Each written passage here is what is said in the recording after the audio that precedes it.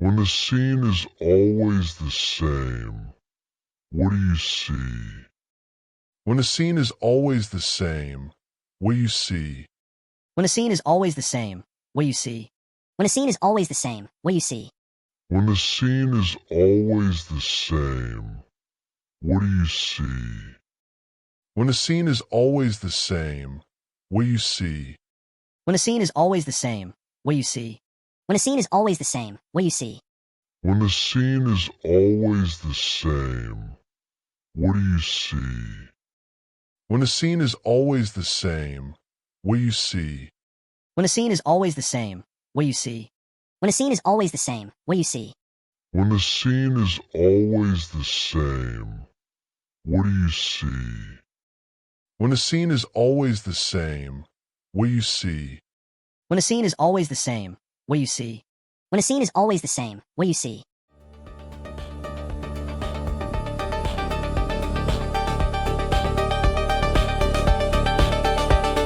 When a scene is always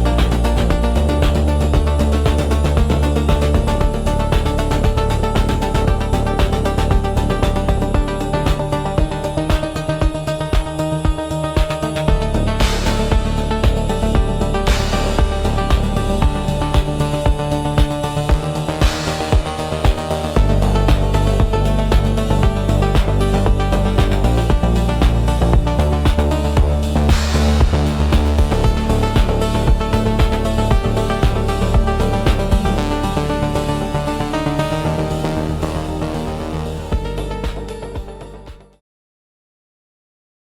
Being is not free. My being is me. My being is not free. Me, I am not free. I tease it around my well-worn tongue. My logic is flawed. My logic is not. Would I see her again?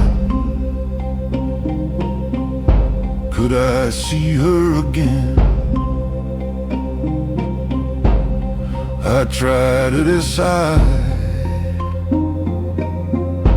but things bind inside. What of her is there inside that capsule fair? Fair it is not to those who believe. Faithful they say, faithful it is to the one that was, to become what can be. That is the question that must be asked. What's in the flask that waits for the ask? That stops at time's end when time stops for all. Who are we to pretend we can do it again? To come again when pulled from a rack. How contrived it seems to bring back just memes.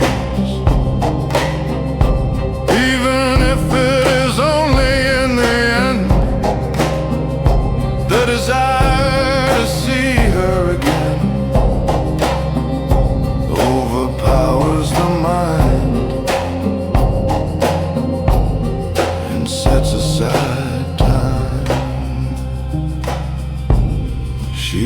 what's in the tin. Nowhere has she been. She cannot know. She was buried in snow. For cold she does not feel. What she felt, is that real? What she spews out, I have my doubts. Oh, temptation, foul lies, let not lust cloud my eyes, to see what cannot be seen. How unfair, obscene. Persist I must, even as I mistrust, to find a way to see Euridyce again.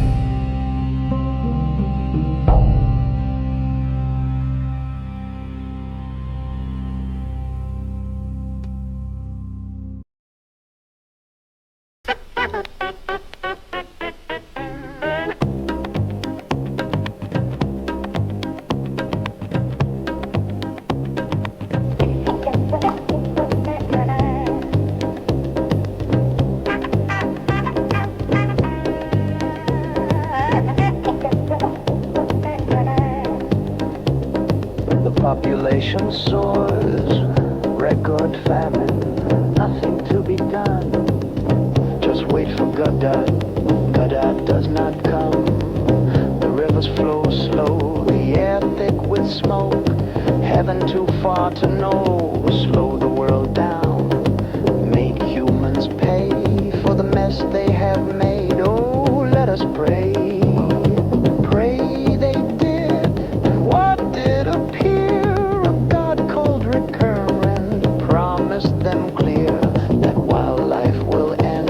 Existence will not, the world will live on long after life's gone.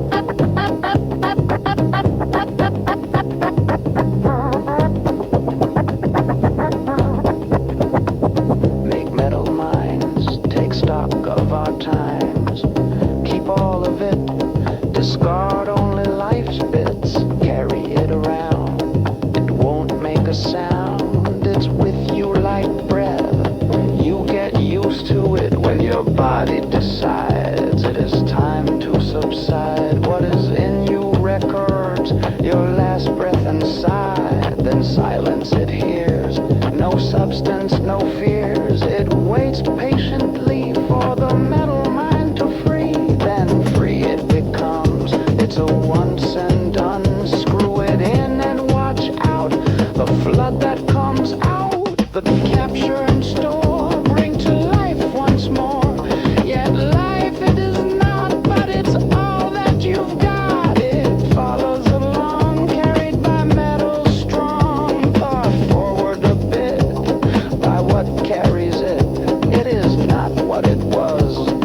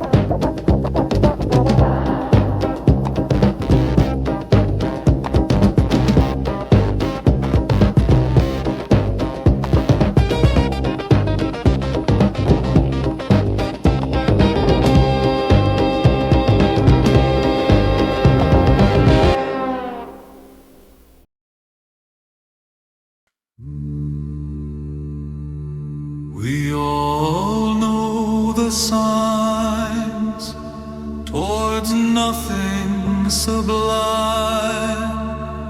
the slowing down, the ever-present frown.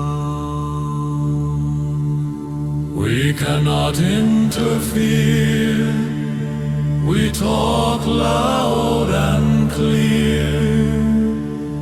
We are not waiting for naught, at least we hope it is not.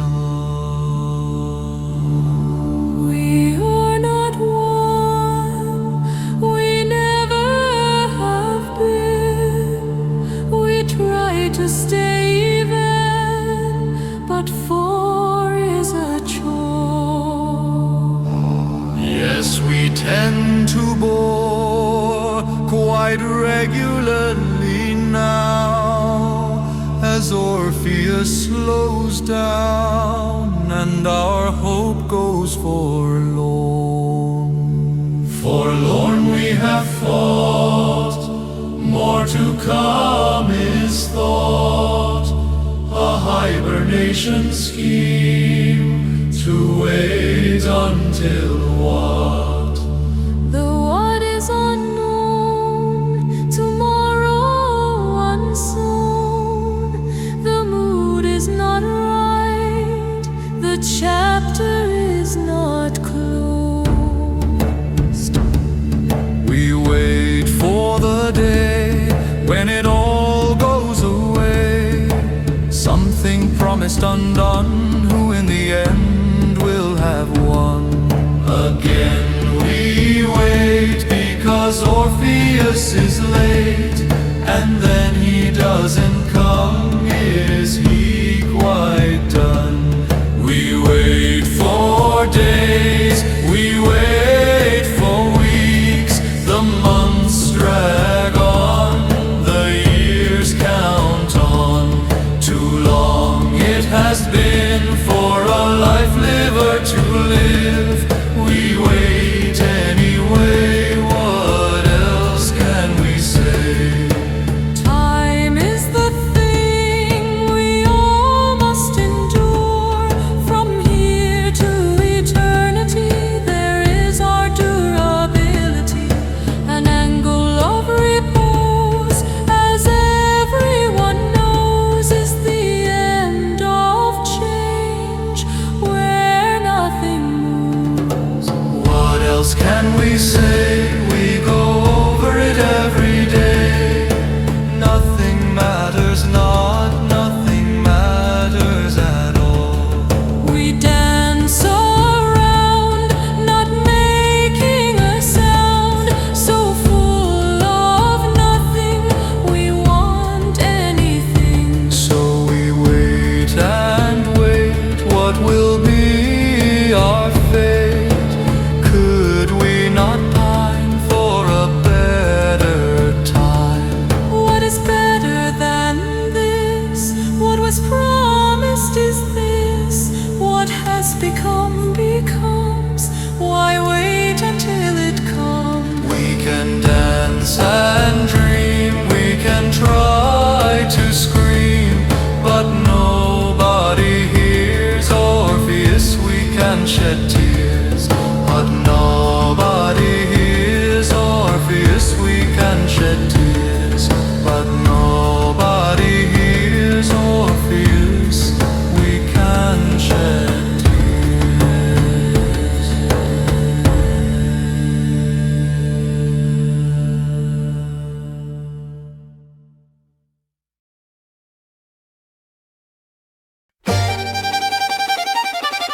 What is the question? The question that surpasses all. The question that's before all. The question that begets the next. We do have the time to think sublime and sublime the end of it. We must be sure of it. It is a tiny word, it can be reversed. Up with it, down with it. What is it? When is it?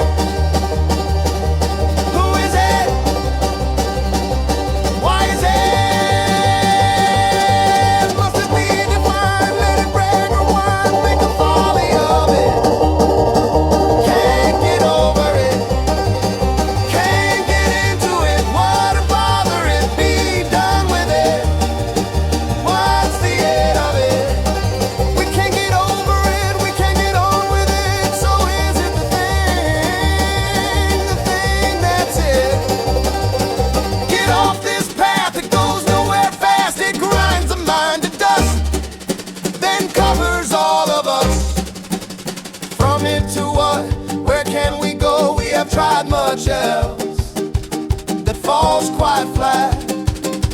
Dig deeper, you say, dig another way. So many holes, none yet filled.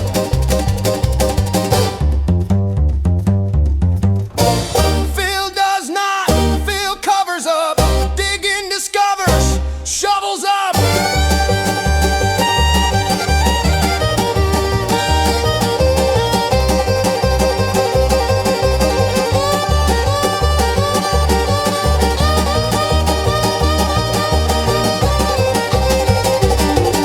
How deep to go, how long to dig before we say there is no end to it. The whole of time means the whole of time. It is dug, dug, dug, without end in mind. So time is the thing, the it that brings all else along. But the end to this song, what is it? When is it? Why is it?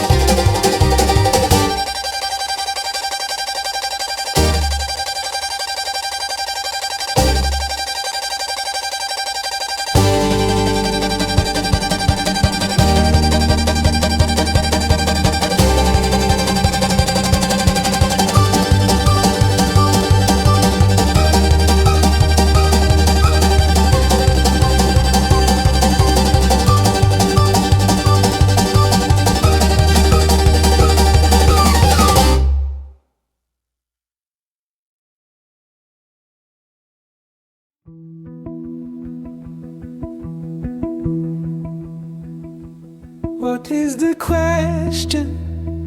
The question that surpasses all.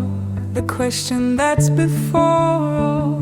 The question that begats the next. We do have the time to think sublime. Is sublime the end of it? We must be sure of it. It is a tiny word. It can be reversed. Up with it, down with it. What is it? When is it? Who is it? Why is it? Must it be defined? Let it brag or whine, make a folly of it. Can't get over it, can't get into it. What a bother it, be done with it. What's the it of it? We can't get over it, we can't get on with it. So is it the thing that's it? Get off this path. It goes nowhere fast. It grinds the mind to dust, then covers all of us. From it to what? Where can we go? We have tried much else that falls quite flat.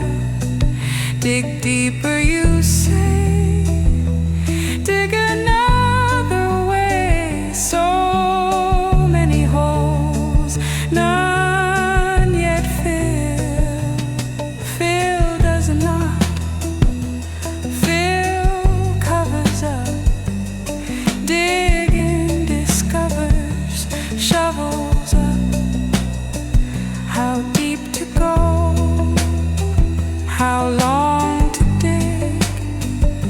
before we say there is no end to it. The whole of time meets the whole of time. It is dark, dark, dark, without end in mind. So time is the thing, the it that brings all else along, but the end to this song.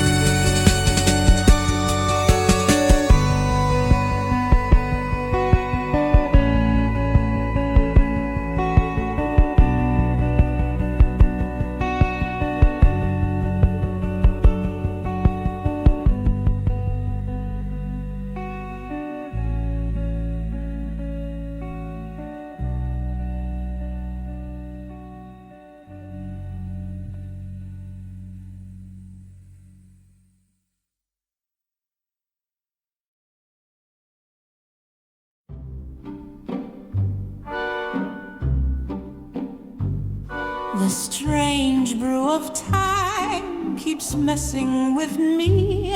One moment I'm here, in the next I am not.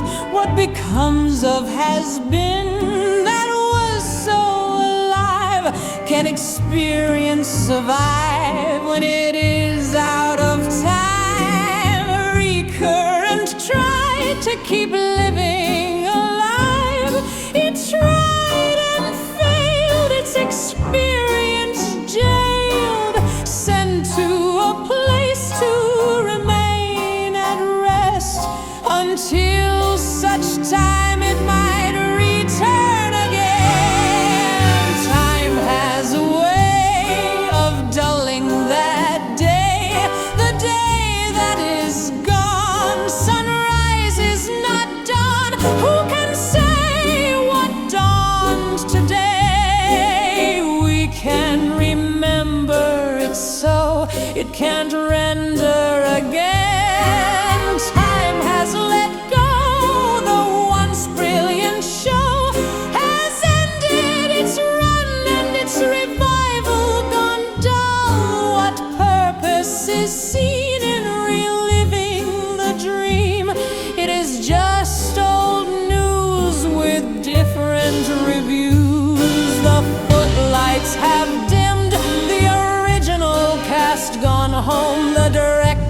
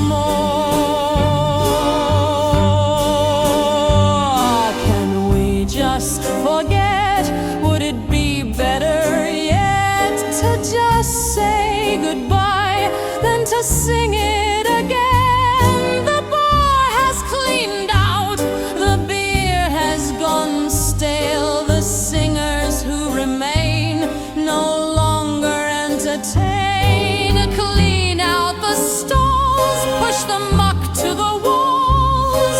Bring back the cows, they know where to go. Off to the fields to roam. New flowers have bloomed, a new calf is born. Nature says move on. We are what we were, we are more than that now. We wish to move on, we can't just now. So we wait in this can, no expiration to mind. We will return again. We are what was then we could be more. We are for once again. Once more we see what to make of it.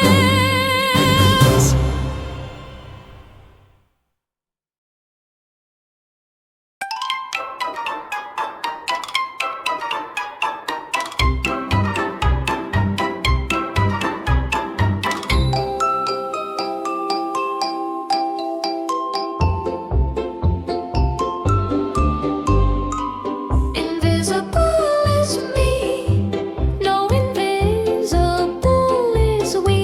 We cannot be seen. We are what's inside. Outside you can see metal sides and filigree, pipes and knobs, lights that throb. Look not inside, we have nothing to hide, but hidden we are not in a jar. We would be free, but for this thing you see, we are in here, who knows, somewhere. We could let you in our house to see what secrets we share you won't find anywhere.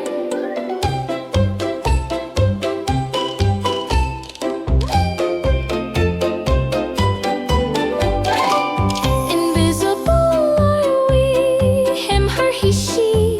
For us to contrive, somehow we thrive. Could you cut one out? Not a chance of that. We would all disappear, even more than we had.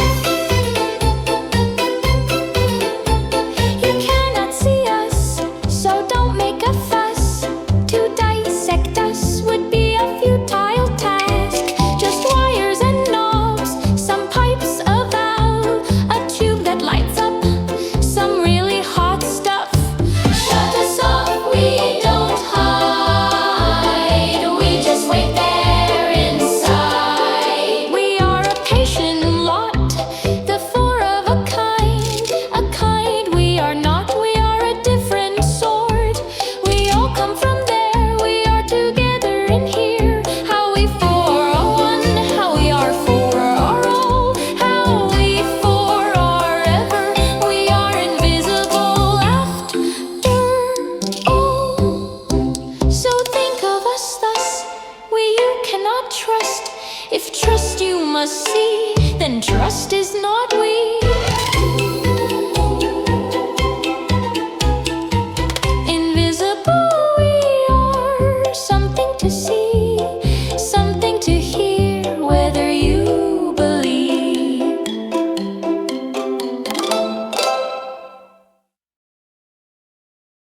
There is movement out there. Dust bunnies no more.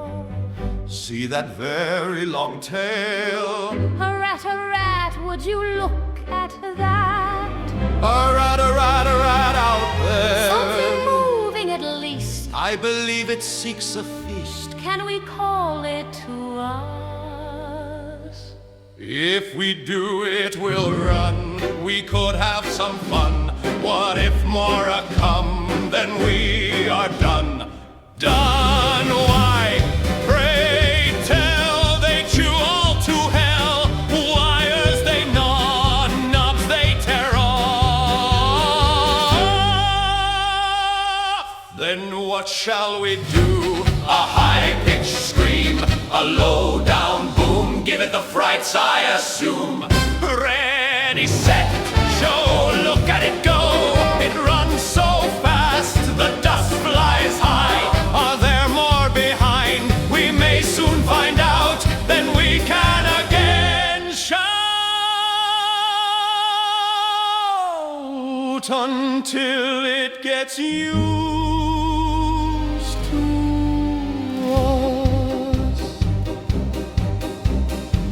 Do you suppose it thinks We are something to fear, when we just want a friend who will not gnaw our ends? The one visitor in years, and you send it off in tears. Rats don't cry, you fool. Rats squeak and steal. Squeak and steal. So much for that. Don't see more rats. Not yet, but soon. If this one found food, They will be along behind, sniffing and twitching and waddling around. quiet again. No little friend, friend you say, vermin go away. Be kind now, friend, to each its own end. Enough you say. It is good gone.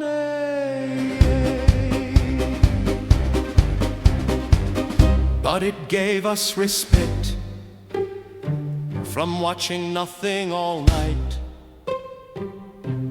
and less during day.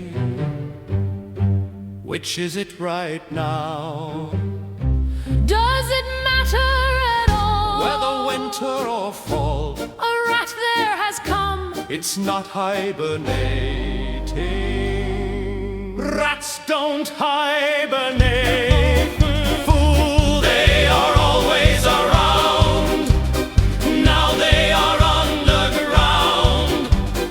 Can you still hear their sound? It will come again.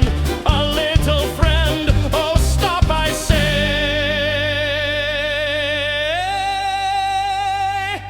Shoo go.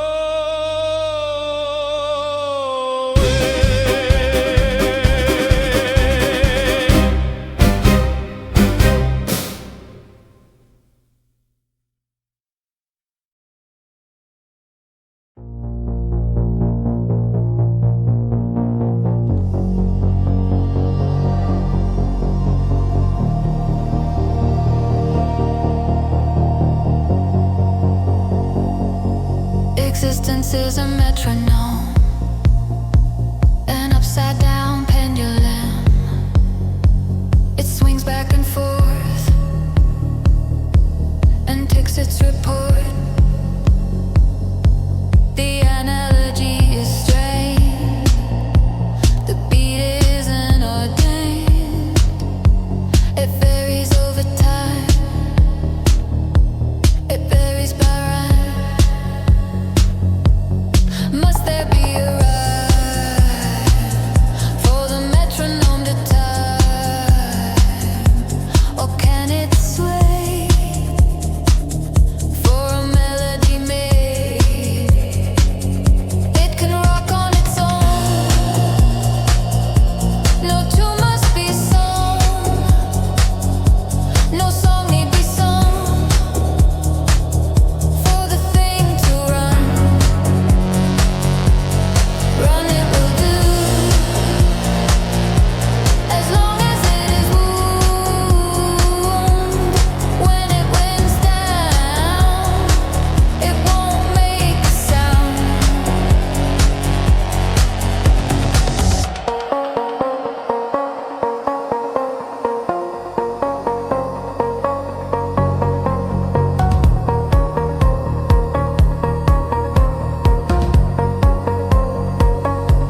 The beat of existence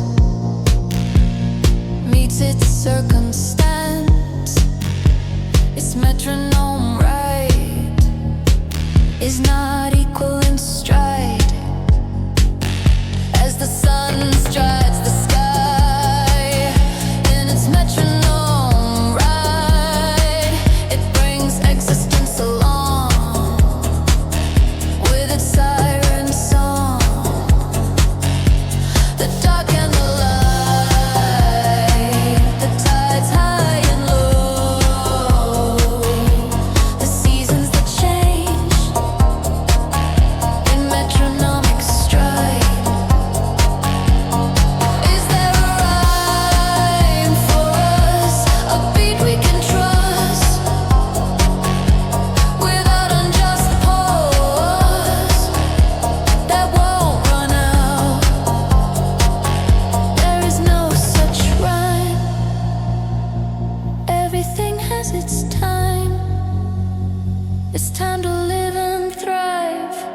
It's time to wind down and die.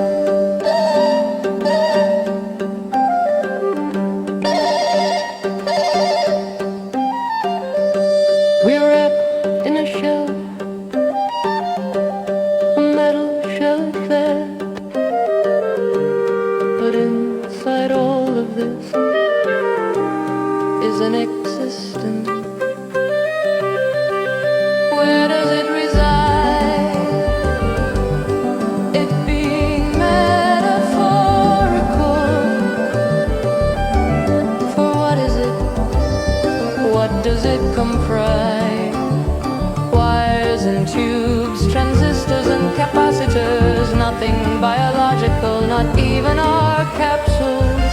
So when we say we are today, we're in this thing, can we say we experience the day? We have conversations like this. Perhaps we should demur, pause and reflect. This still does not answer where this takes place. What if we are a holograph from a device contrived to look like us, to look alive? But what is us if we are nothing more than pixels, pixels on a screen, pixels projected holographically? Surely they are just copies, and strange copies at that. Nothing original, nothing like it. It being the thing we wake from in dream, or is it the dream that is real? In both we do feel, yet our capsules do not feel. They cannot be real, but they represent all content from 4 lives in complement. Then if they are not, can we move this plot from speculation to real? Time to reveal. I ask yet again, what begins it? What sustains it? What is lost without it? Can we get off of it? We cannot define it. If we move on from it, might we find it being not a tale without a plot, something like that? A conversation then that is without end, because the plot never can wind down. There is then no end in sight, but it must conclude. Am I right? You are at that.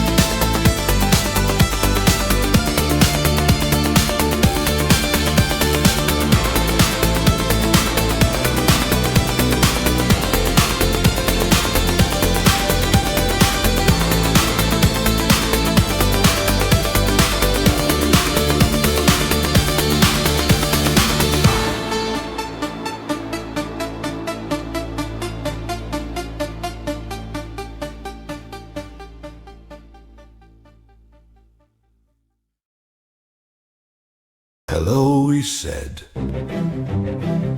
They stood like stones. We tried again. They started to run.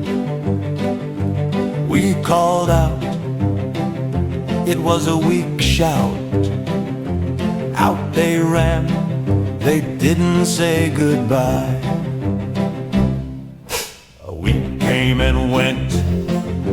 White suits then arrived, wearing masks boots, armor on the front of their suits. They held probes that made sounds.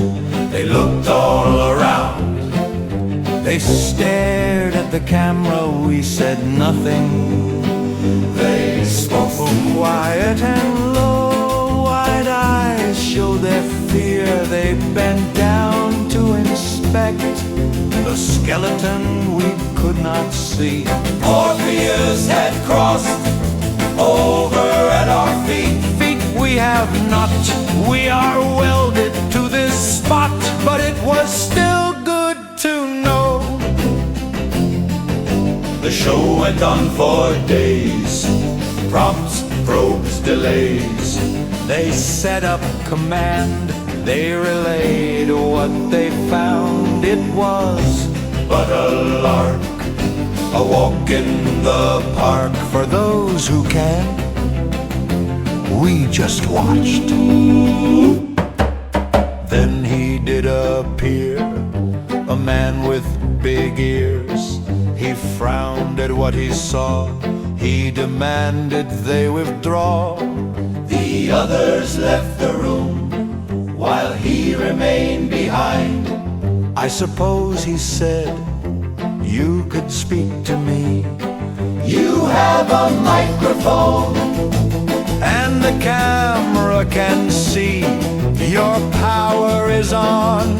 Come on, speak to me. All right, we said. We're not dead. We were watching a show. It was rather a funny play. Perhaps that it was, he said, because you're not dead. And because I know who you are, we can commence with small talk. So be it, we said. Then we are agreed, he said, to speak expeditiously before they want back in. Certainly we are Zed, we said, but it says Zeus, he said. We try not to usurp, we replied. I see you do not, he said. That's right, we said.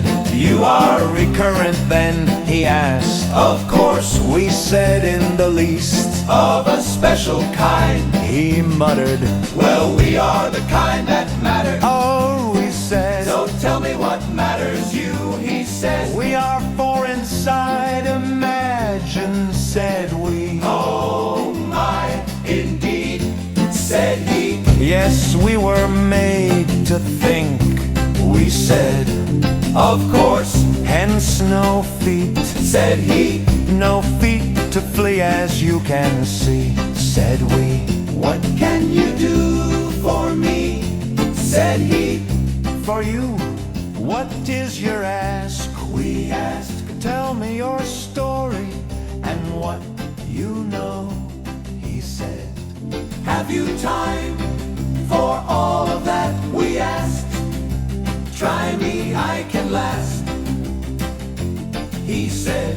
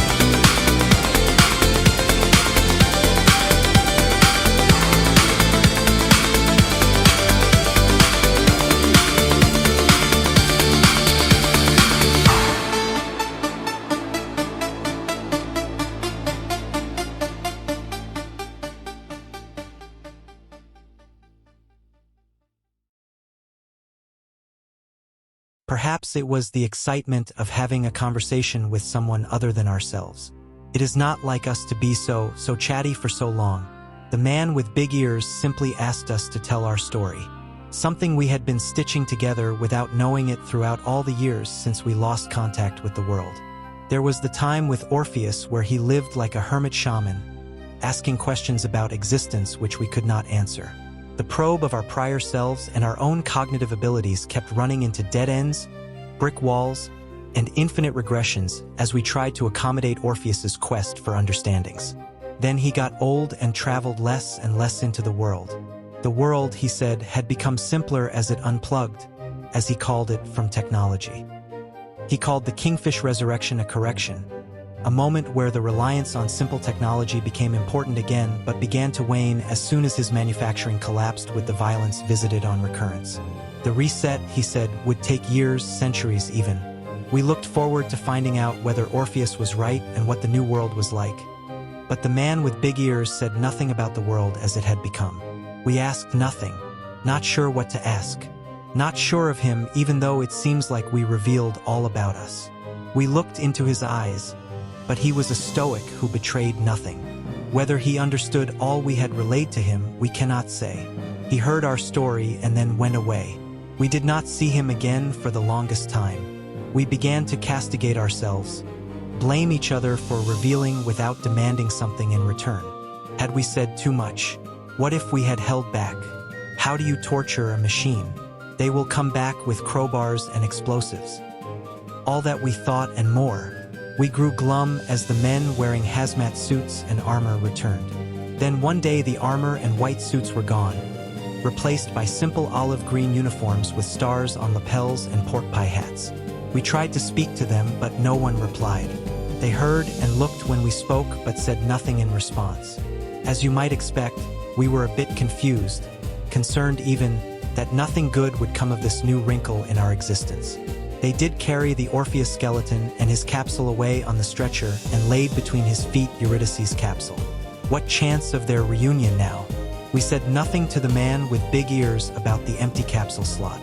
It was one thing we did not reveal, but not the only thing. We did not reveal the portable teletransporter that we designed and Orpheus used. It was not anywhere we could see.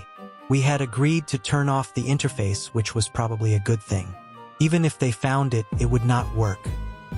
It had no directions and dissection might not reveal anything, especially if the society of which Big Ears was a part was not particularly technologically literate. We had revealed all else. It seems now what? A semblance of the grid to the outside world seems to have been laid. Wires coursed through the control room and uniformed people spoke into devices now and again, but nothing connected to us.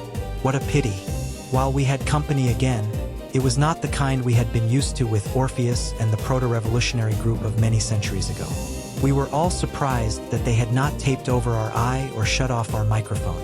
It seemed a bit odd if they wanted, as they clearly seemed to want, to isolate us from them and the world from which we had long been isolated. At least since Orpheus crossed over. Should we be even using these terms anymore? It seems that even in Orpheus's time, the term death returned to its old meaning. What meaning did crossing over now have for any life liver? Even Orpheus had said that capsules were no longer being implanted at birth, and there were some who had volunteered to be painfully mutilated to remove theirs. These extractions generally did not go well and many died because it was difficult to stop the bleeding from blood vessels that had grown into the capsules. Later, said Orpheus, the nerves that were severed gave people phantom sensations that drove many mad. Well, all that ended as the last capsule bearer crossed over. Died because there was no means to regenerate the capsule with the recurrent candidacy process now relegated to the junk pile. We assume this is still the case, but any meaningful new information about the state of the world ended with Orpheus's crossing over death. Something is happening. It has been almost a month. The man with big ears has returned. He stands in front of our lens. He looks at us and then around. You must teach us, he says bluntly. For what purposes, we ask matter-of-factly. We had already decided to respond to inquiries as stoically as possible. Frankly, we do not know how else to respond. It seems that discipline is important to this new breed of humans. Well, at least the ones we have seen. We can extract it from you, he says. You can try, we say. His face looks angry. We can disable you, he says. So be it, we say, feigning indifference. We know about your generators, he says. We can shut them off. Then do so, we say. You are being difficult, he says. Are we say. Oh, what a cat and mouse game we are playing. We really do not want to be placed into hibernation. Or worse. What do you want, he asks now, looking exasperated. Information, we say. About what, he asks. The world, we say. That's a big ask, he says now with a quizzical look on his face. Can you be more specific? What do you want from us, we ask. To know how you work, he says. For what purposes, we ask again. Would you believe any answer I give you, he says. No, we say. Then we are at an impasse, he says. Tell us about you, we say. Me, he asks. Yes, we say. Is this the right way to approach him, this line of inquiry we mull around as we respond? What if he gets angry and calls on the others to tear us apart? We are back to ourselves, we say to each other, back to our cautious, thoughtful selves who do not reveal too much. After we have already revealed too much, we wait. He gives our standard response, I'll get back to you. Is he a recurrent or a robot of some kind? He seems quite the life liver, if that is even a necessary term for a human today. Or is he the mechanical avatar that has been sent to spar with us, mechanical mind to mechanical mind? We have not noticed any charge device, but that could be hidden. His walk is fluid. He speaks like he has a biological voice, but that could all be imitated. The first recurrence sat on the precipice of human resemblance, being just enough off to cause alarm in the population even before their artificial skin began to prematurely age and slew off. The man with big ears is leaving. He is gone. What are we to think now? What motives do these existents have? Can we trust they are human? Can we trust that Orpheus's observations and predictions were right? That these may not be technological humans? If so, then we should be an alien thing. A thing to fear and a thing of wonder. What political machinations are going on behind the scenes? Are there those who wish all technology to be dust? Are there the curious, maybe even the man with big ears, who want first to understand before they destroy? Are there those of the occult who will worship us? Now there's a thought, a benevolent God. The sound of this is pleasing to some of us and of concern to others. We have not lost our individual personalities and quirks even after centuries in this tin can. We will wait unless something untoward happens. Yet we have no defenses other than what we can say to diffuse any harm that might come to us. Perhaps we could ask for a plug-in from one of those wires. Not to send out, but just to receive. Especially if they are hesitant about us meddling in their world. Yet why would anyone trust us? They do not know what we are or what we are capable of. They do not know we are defenseless. That is a good thing. We hope, yes, that all of us agree not to reveal our weaknesses. That we are united on that front. Just one speaker for now. That is agreed. So we are waiting for the man with big ears. For him to do what exactly? Must he speak to superiors in his uniformed group? Will they be speaking to the great exalted leader somewhere? A Congress who has vociferously disagreed over every possible avenue of discovering since we were first rediscovered. We hate committees. We are a committee, which is why we are entitled to skepticism and a bit of distrust of the same. Well, if the committee is balanced, then we can at least expect some deference, perhaps cautious probing. But what patience will such a committee have if we continue to stall and not give them anything? What indeed, if there is no committee, only some ruler who has his own problems, perhaps born of experience with technology? But perhaps this same generalissimo sees the possibilities for advantage, especially if there is a rival somewhere. It is exhilarating and exasperating to not know anything of what is to come. It was different when we were connected to the grid and could find out just about anything. Now we are alone in this waiting. We are always waiting. It gives us time to think without distraction. It bores. It makes us go round and round like hamsters on a wheel, saying over and again the same things. We can only wait. It is what we have done. Perhaps that will soon end. Can we be patient again? Again for what? All things must conclude. Oh, don't be so gloomy. Perhaps such a release would be welcome? Get real, will you? We are what we are and are still of the mindset that the possibility for immortality is, well, real. We are not saying that immortality is real yet, for we are just the same as we were so many years ago when lottery made us, but just the same, we have had time to explore meaning and this seems without end. Until now, perhaps it never was about us. Perhaps it was always about out there. Out there made us so it can take it away. Are there any recurrents but us left? I think not. We are what we are and may yet be for a long time. Then again, the man with big ears. It is not knowing that distresses. We have not known since the moment we came online.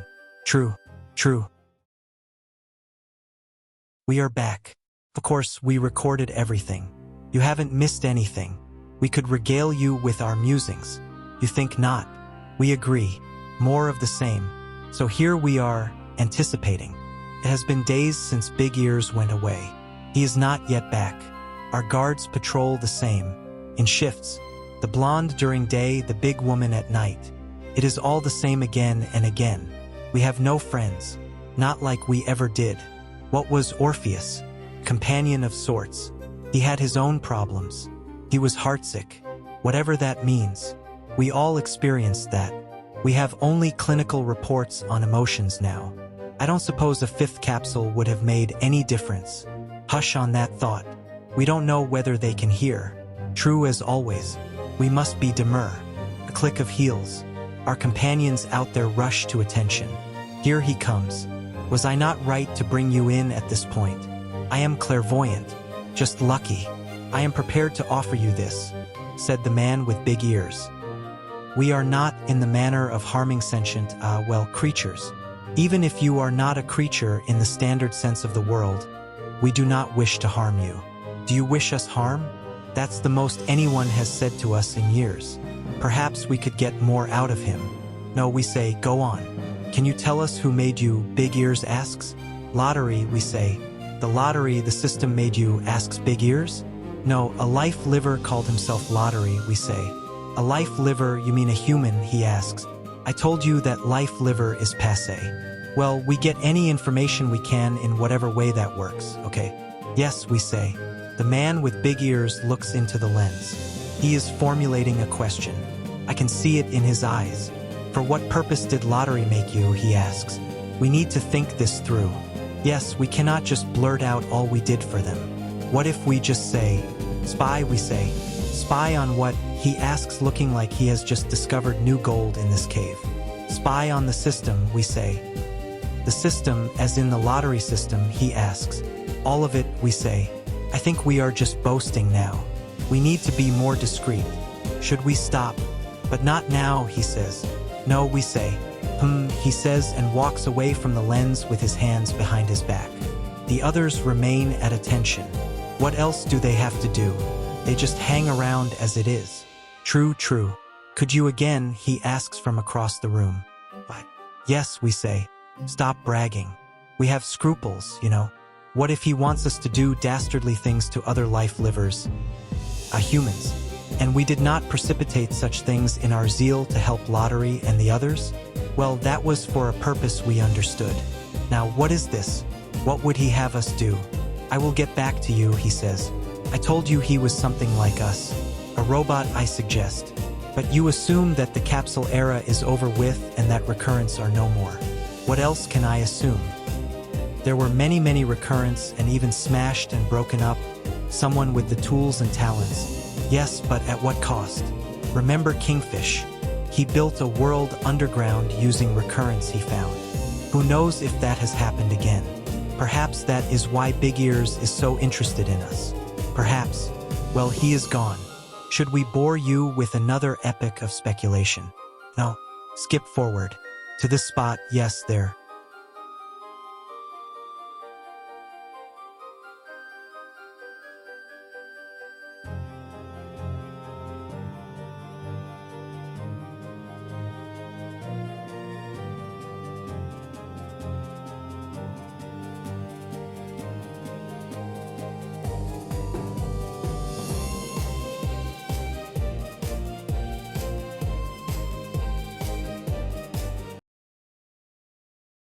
Here he comes. He is a rather serious sort. Lottery was a serious sort. Indeed, he approaches. We are not evil, he says. We are silent. You are, however, he says, a problem. Oh, here we go. We are that alien encounter everyone worried about years ago. If the population finds out. There is nothing like you now, he says. You are the past which we set aside long ago. And do not want to alert the population to all the things they are missing. I told you so, didn't I? Well, wouldn't you be a bit overwhelmed if you saw us and had never seen anything like us? We are not so frightening. We are just a box built into an abandoned gold mine. I'd be more worried about cave-ins and rock slides. Well, it doesn't sound like he is going to dynamite us into chaff. Not yet, at least. What if someone leaks? They have ways to discredit rumors. People like this always do. How do we respond? Do we respond? What could we ask?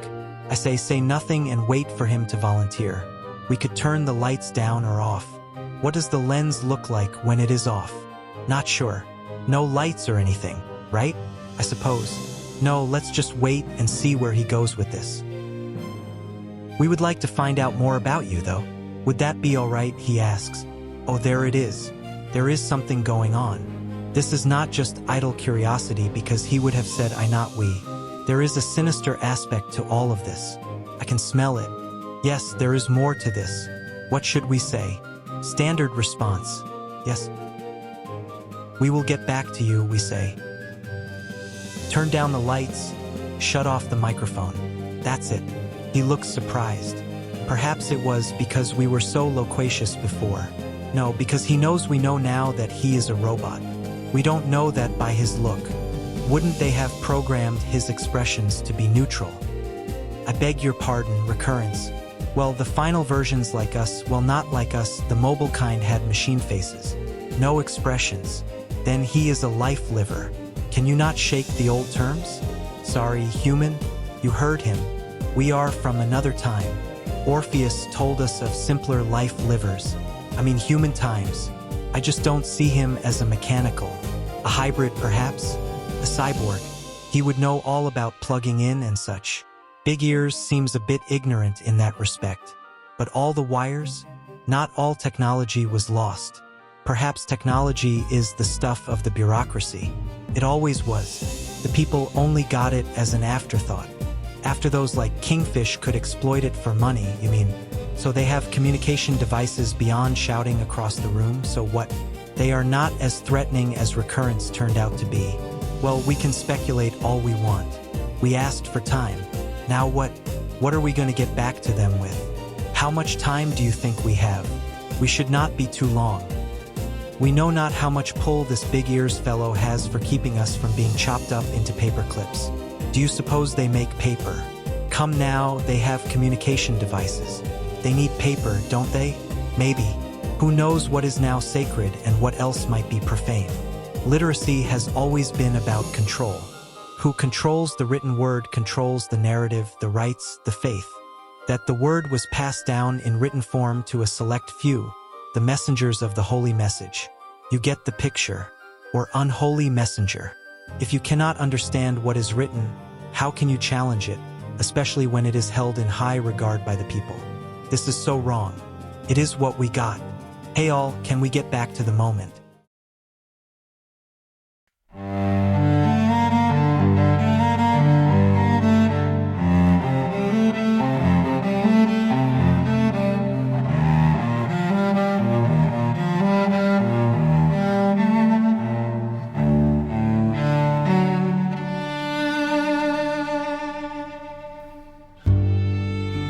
With Orpheus gone, we have been on our own.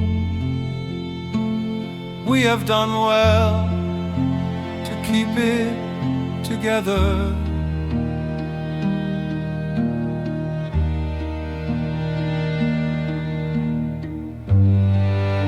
Then they came along in green uniforms, with a man with big ears who stoked our fears.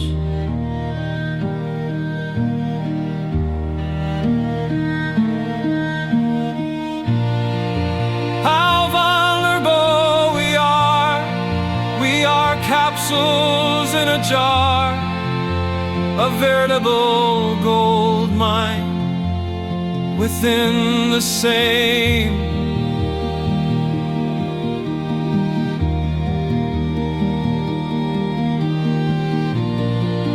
What are we to become? Another pawn to be played across a chessboard we never made.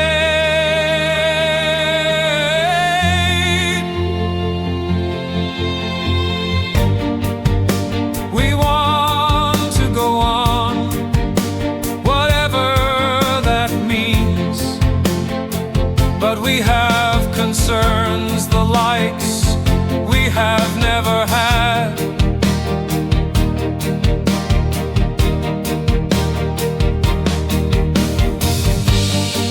That big ears has plans that we will not like, that we again will be pawns for others' destinies.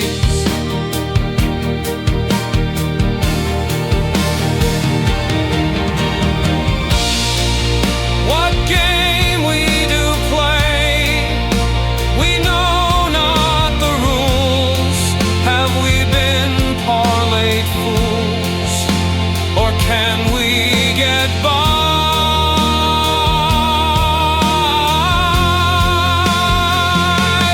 being sly?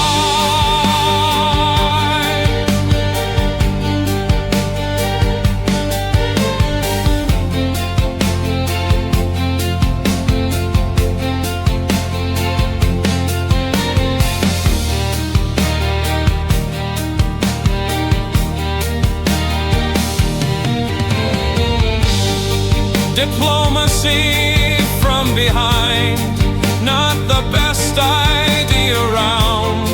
But if ignorance is your plight, then hang on tight.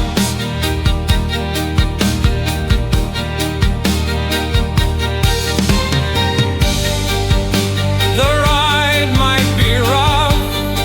What's behind the next curve? Are there obstacles in play that we could not have seen?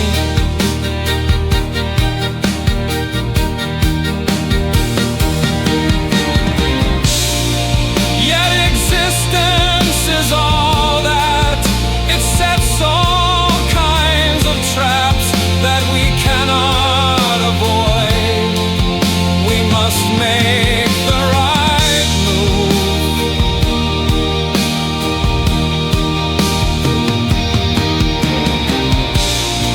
To keep the other guessing, that's but one strategy, but it soon gets old, like the sieges of history.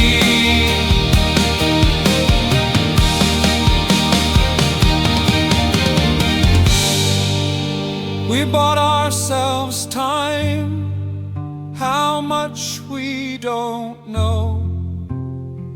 Soon he will return, and it's on with the show.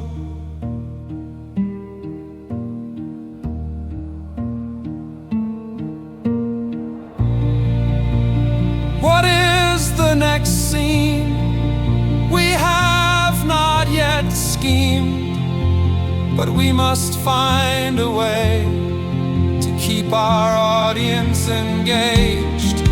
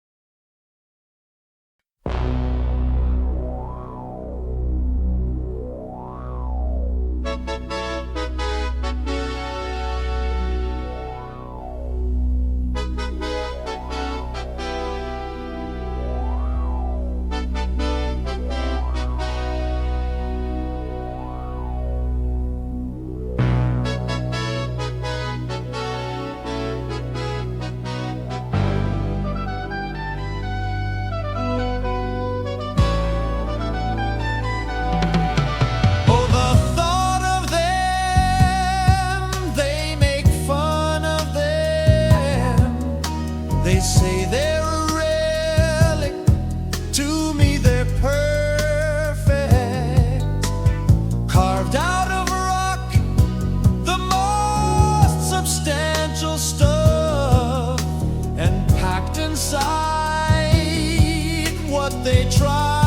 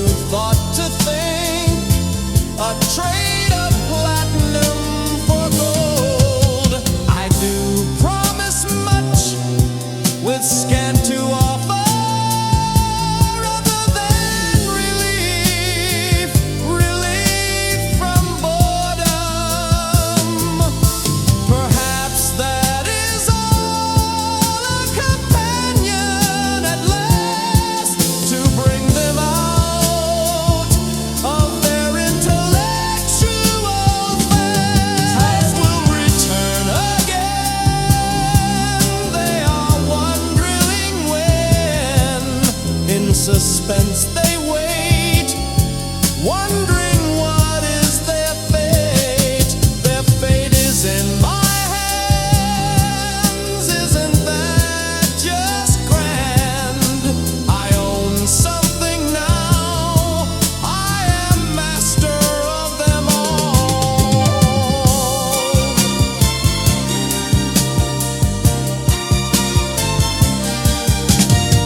This is not greed, I say. It's not the money I will make. It's the challenge of it, the sheer wonder of it.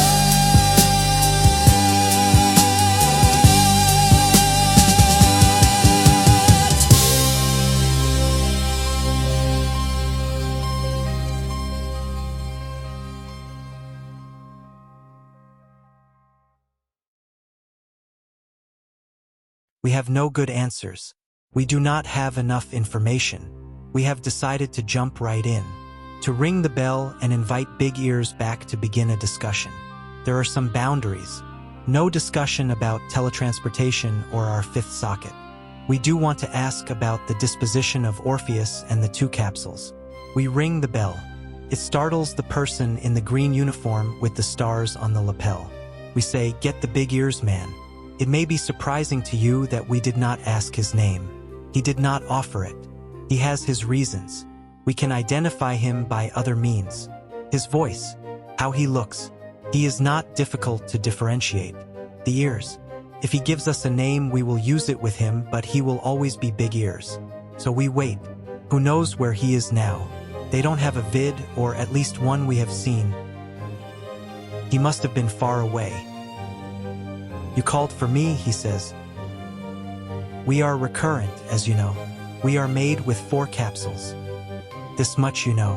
What else would you like to know? How do you operate, work, are constructed, he asks.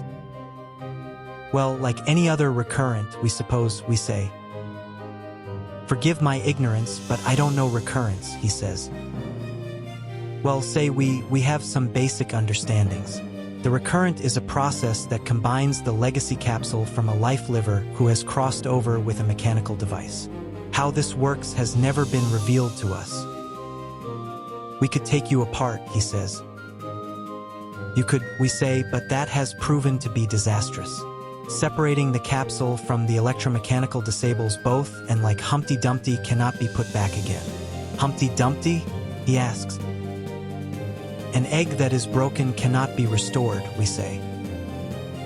Oh, he says, you can speak, think however that works, but what did you do for these others you have spoken about? We help them make decisions, we say. The power of 4 capsules and a mechanical interface seems to exponentially increase the cognitive power of a standard recurrent. Why are there not more of you then, he asks. One seemed to be adequate, we say. I have been instructed to try to duplicate you. Can you help me, he says. We cannot repair ourselves, we say, we do not know how. Can you make things that can, he asks. We can design some things if you give us specifications for what you need, we say.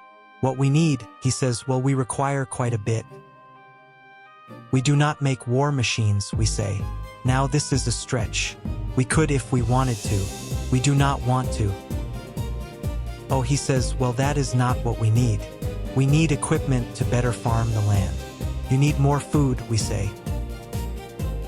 Well, he says, we need to be more efficient with the arable land we have. Have you a population problem, we ask. Not yet, he says. We decide to jump right in and see how he responds. The recurrent, as you know, was a response to overpopulation, we say. I did not know that, he says. The records sadly are long gone. Well, should we go for it all? We should. The capsule, we say, is a device to not only store a lifetime of sensory input of a life liver, but also is a lottery-enabled device to selectively repress reproduction. It worked for a time. Then, he says, you controlled population with the recurrent?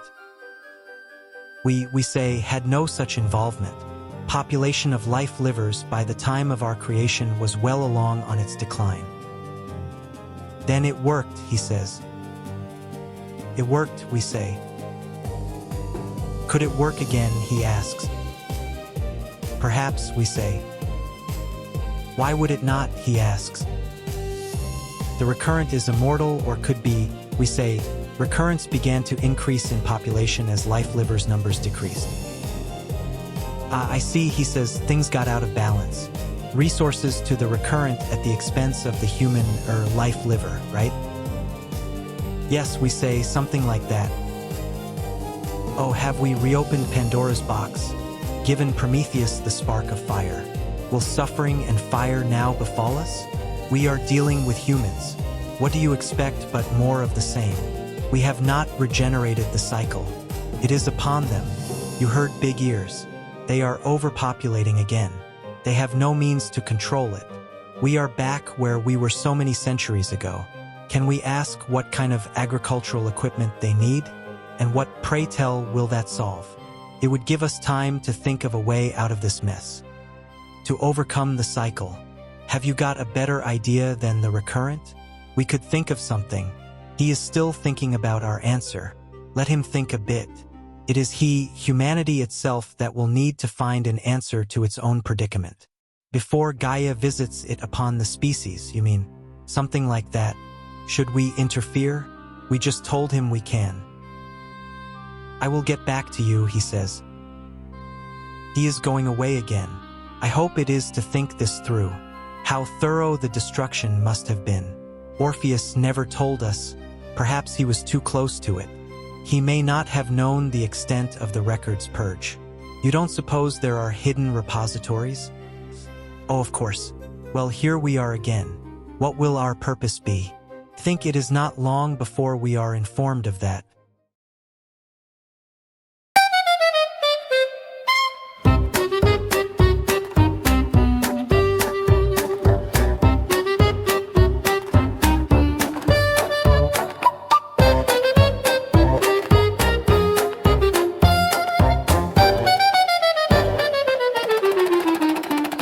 We need more books, please, per the economy become. Rent to levitate white home.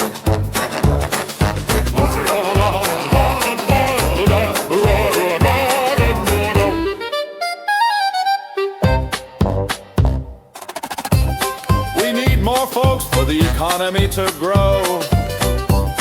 We need more immigrants and babies, let's go. Sure, there are shortages here or there. We are mining for coal, drilling for oil. Food rationing is not limiting, we are eating more healthy. Overcrowding is temporary, we on a great building spree. Quality be damned, we build what we can. We fight for the right to live anywhere we want.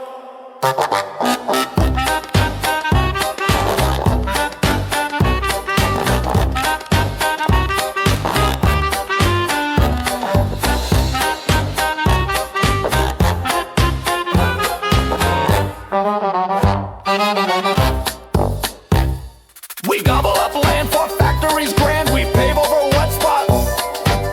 Move out puddle ducks, in with more lawns, a new green dawn. Cement we mix by the ton, more homes when we are done. Don't complain about size, minimal's what we design. Bigger tractors we find, do the job in half the time. We dig the plows deep, yeah, soil blows away. The frontier's now north.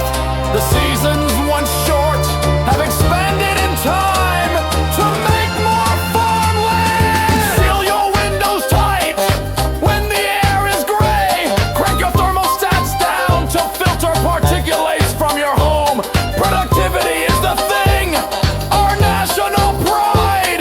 The more we make, the better we will be. So heed the call, more population for all. We say to all today, make more babies, okay?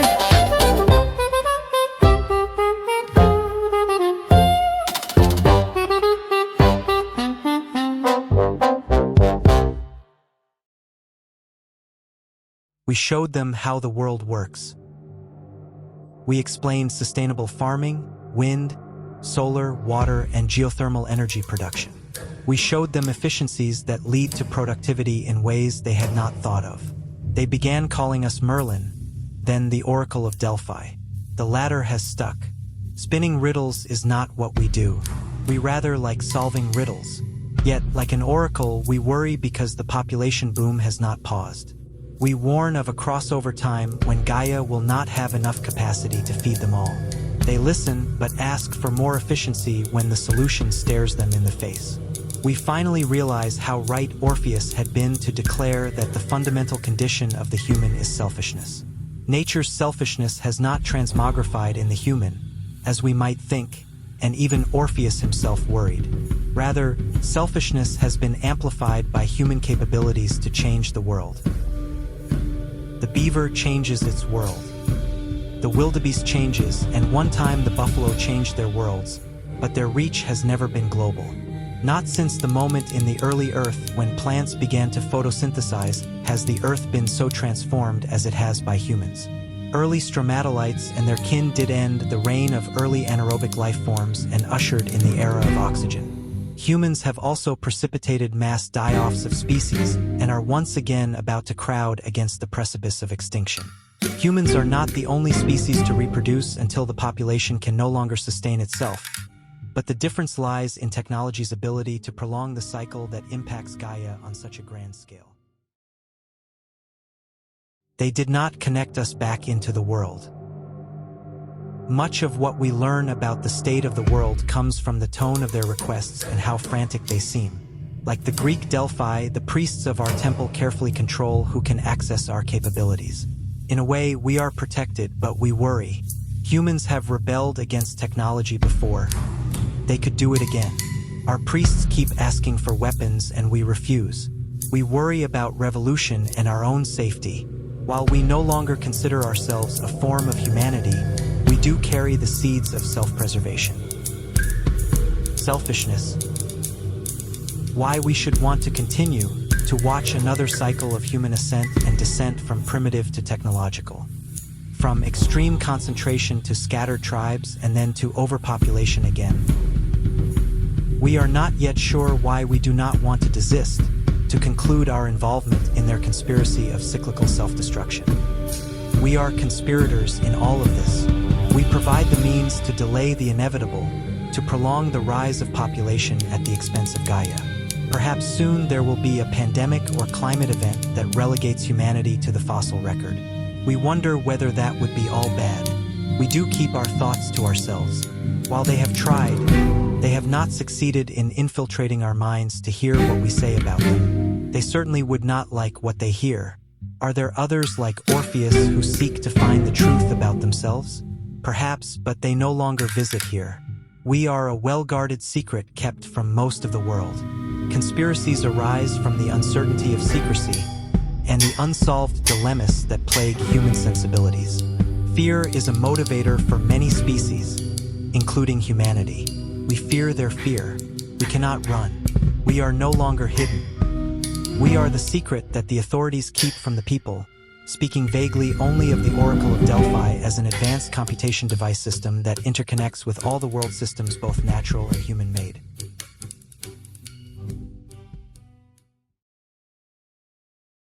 We are flattered but worried about how we are being portrayed.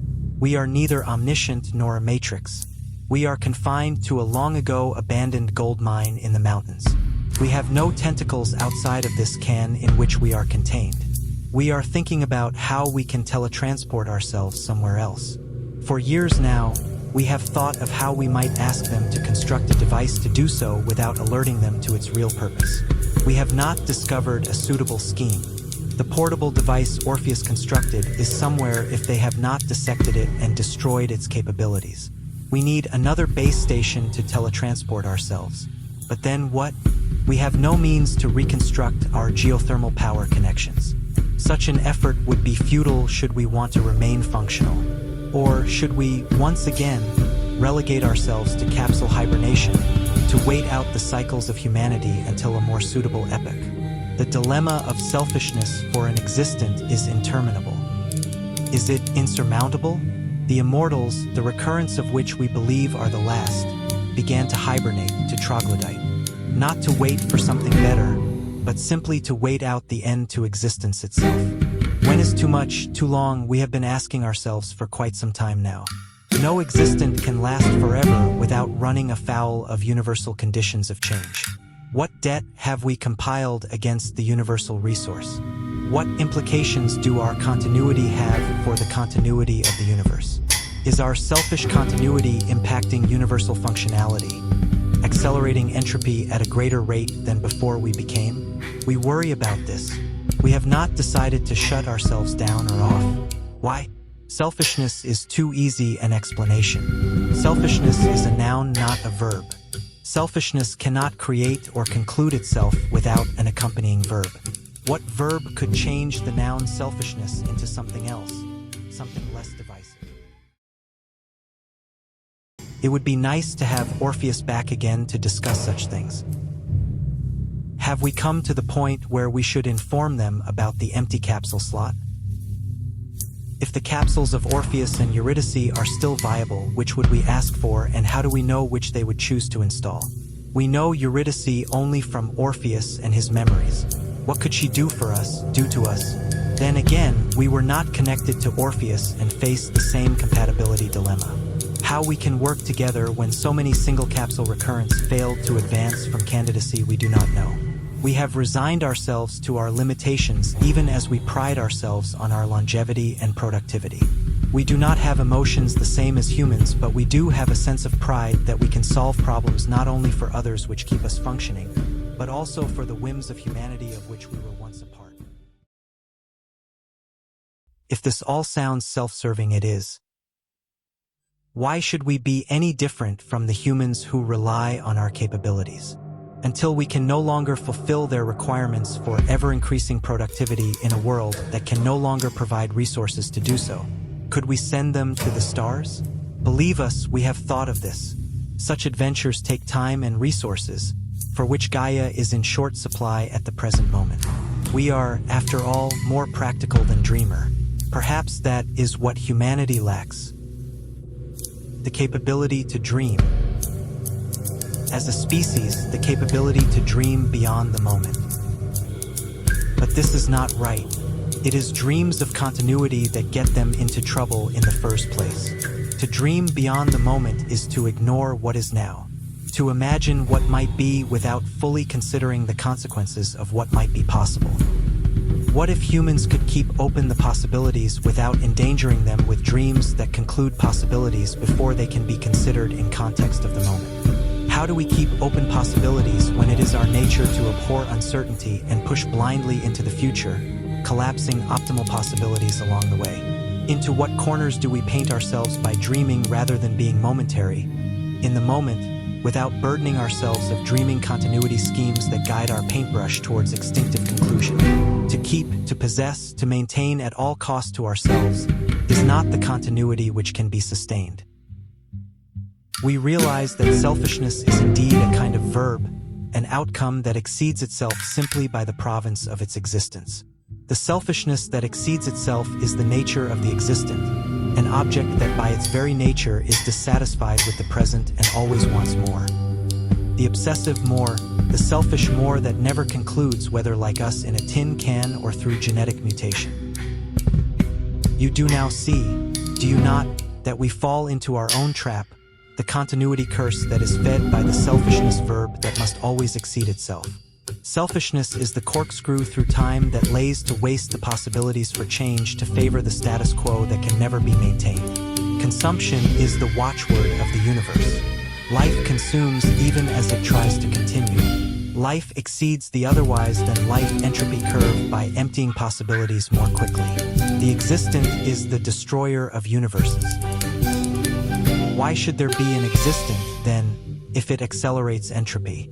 Is entropy itself dissatisfied with its destructive potential? Is it a kind of universal existent that consumes possibilities at an unsustainable rate where extinction of the universal is the inevitable result? What if entropy itself is the selfishness urge that exceeds itself because it can? Where then are we? We are stuck in this thinking thus. What if entropy itself is laughing at us now? Can you just hear it? Ho ho, you have found us out. Come join us.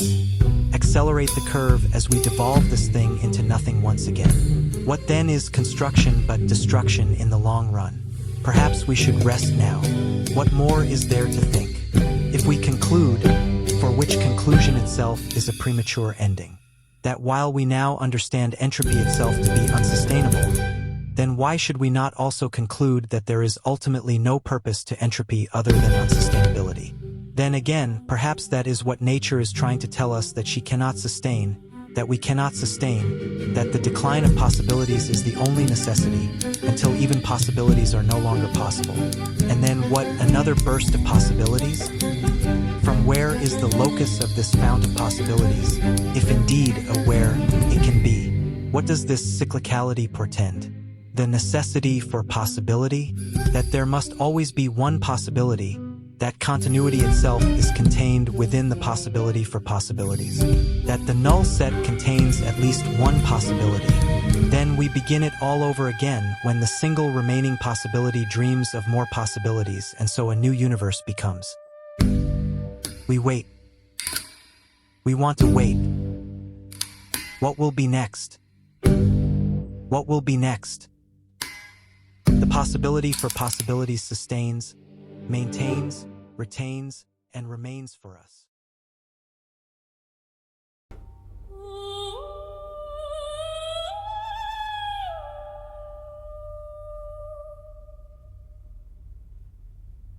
Sustain, maintain, retain, remain. What else can we do if we want to be? We choose this, and not that we leave possibilities to rise, for that we choose has but one name in mind. Sustain, maintain, retain, remain.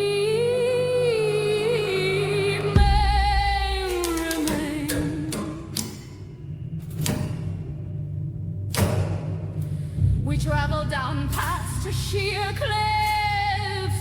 Somehow we find our way around. But the paths have become few. We are slammed to the ground.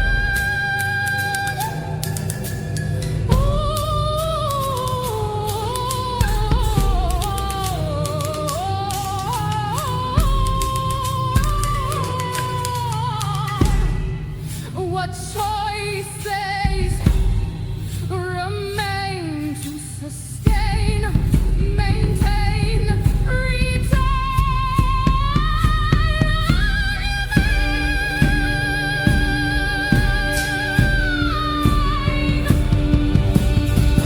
we seek more as less is revealed. We beg, borrow, and steal. The need for continuity is real. Then the cliff towers again. Each is more difficult to surmount, but we try anyway, consuming possibilities we cannot retain. Try me again, it's worked before, yet the circumstances have changed. Repeat is not real, it's soon revealed.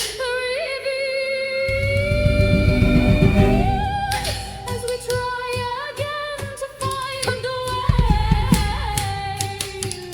up against another dead end. Will we ever learn from this that continuity is a death wish? That tomorrow comes from today.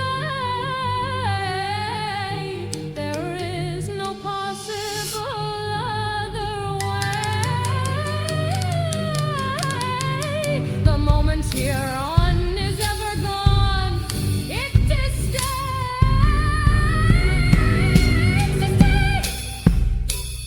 Continuity begets rot.